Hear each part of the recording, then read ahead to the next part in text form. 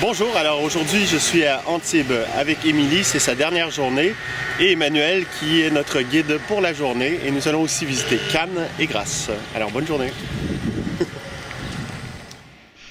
Emmanuel du site de Couchsurfing a accepté de nous présenter Antibes, Cannes et sa ville, Grasse. Nous commençons donc par une visite du port d'Antibes en faisant le tour de ses murailles. Le prix moyen de ces bateaux étant sûrement dans les 200 000 €. Par contre, pour l'instant, ce ne sont pas les bateaux qui nous intéressent, mais plutôt la vue de la mer et de cette magnifique statue. C'est le grand nomade, le Jaume Pensla, un artiste catalan, statue qui fait plus de 8 mètres de haut.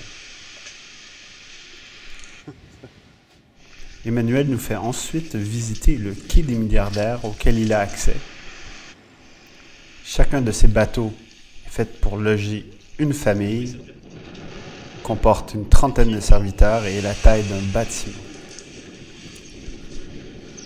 Puis, petit détour par la plage de sable fin, la première qui n'est pas faite de galets, à l'est de Nice.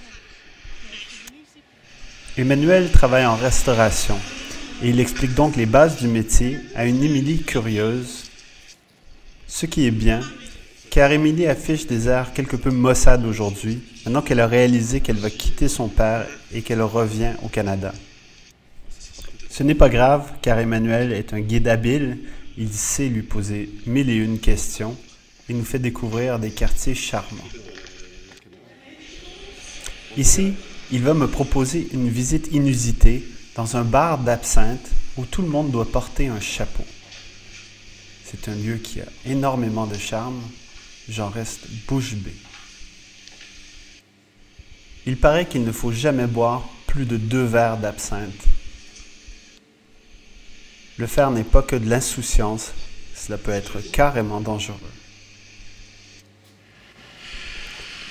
Le temps de prendre un petit café au soleil avant de reprendre la route, car nous ne tarderons pas à aller à Cannes, visite que je redoute, qui ne m'enchante guère, mais que je voyais comme étant un peu incontournable quand on visite la Côte d'Azur.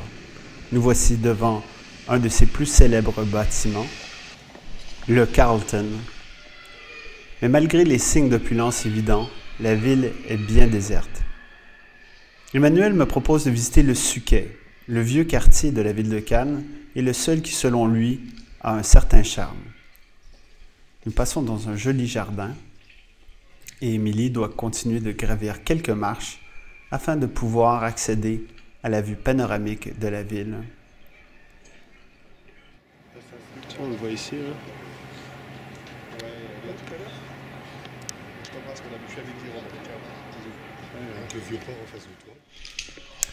Nous retournons tranquillement à la voiture, question de passer devant le palais où a lieu à chaque année le Festival de Cannes.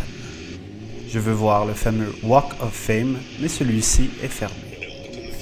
Nous prenons donc la voiture en direction de Grasse, que voici devant nous. L'ancienne ville du parfum et le lieu du célèbre roman. J'ai tant adoré ce roman que j'ai vraiment très hâte de voir cette ville, mais nous avons très faim, nous n'avons pas voulu manger à Cannes, ce qui est logique. J'ai par contre un petit aperçu de la ville, de ses jolies arcades, une ville qui a beaucoup de caractère. Après avoir mangé, nous reprenons la route dans la vieille ville, croisons un beau petit minou, et puis Émilie décide de voler une olive. Coquine va. Je t'ai eu en train de prendre l'olive. Illégal. Nous nous enfonçons dans les petites rues, très étroites, biscornues, sales même, mais que j'adore. Puis nous arrivons enfin à l'ancien marché de poissons, à Place de la Poissonnerie, lieu mythique de la naissance de Jean-Baptiste Grenouille. Il n'y a pas à dire, Emmanuel nous présente des endroits qui sont absolument charmants. Emmanuel s'excusait de ne savoir être un bon guide. Eh bien, mission accomplie, Emmanuel. Tu dis que tu sais pas faire l'ambassadeur, mais ça va, hein? Dernier coup d'œil sur Grasse, car Emmanuel nous propose un dernier détour vers les gorges du Loup. Il faut s'y rendre avant la tombée de la nuit.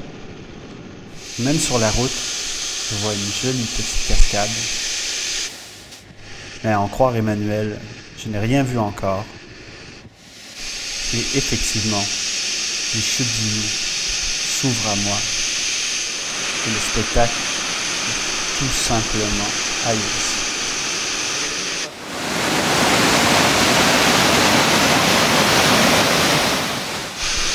Quelles belles images pour une belle fin de journée. Bon voyage, Émilie.